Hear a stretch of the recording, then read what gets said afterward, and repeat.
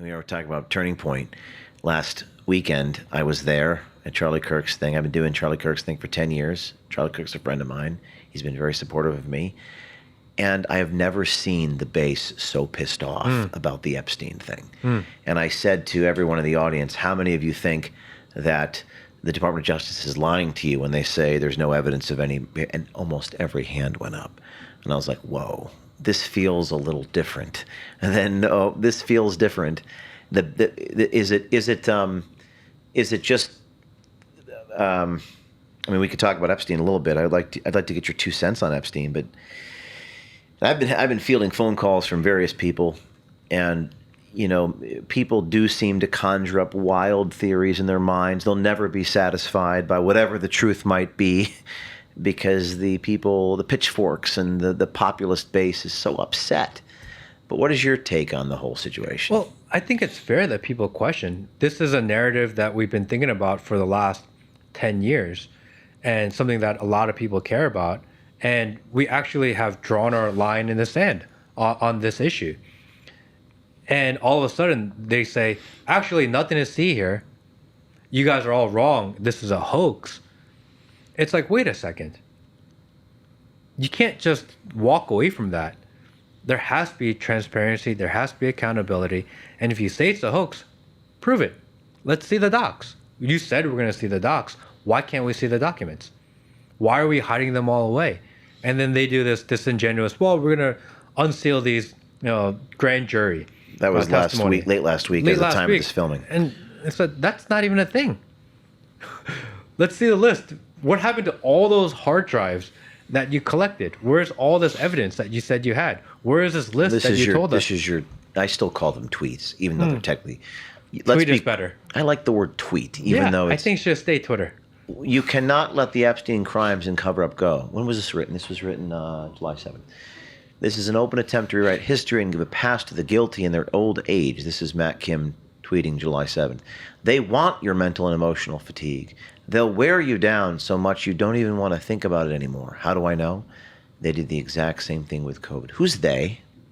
Well, that's the million, billion, $1 trillion question, right? I think it's $1 trillion question for sure. How do you fight an enemy if you don't know who the enemy is? Mm-hmm.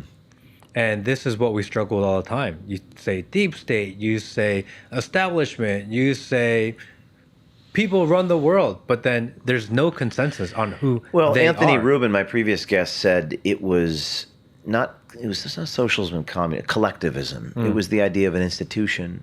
And is it that the FBI, I don't know the source on this, but I did talk to you about this. The FBI has to protect their way of being, their sources and methods, their intelligence gathering techniques is more important to them than exposing the pedophiles. Like in my case, the affidavit, every word is redacted. So there's confidential FBI informants involved in this whole thing. So we can't expose the guy behind the curtain.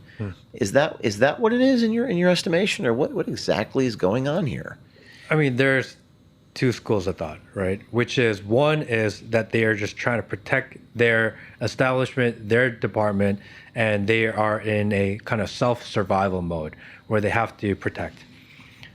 Fair.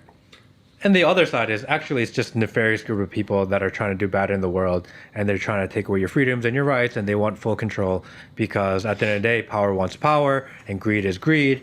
And the most powerful of the people really just want to control you because it's easier to have you as compliant sheep than it is to have you dissenters. I tend to believe in the least Occam's razor, which is the simplest explanation, because government isn't very impressive, as you have also pointed out.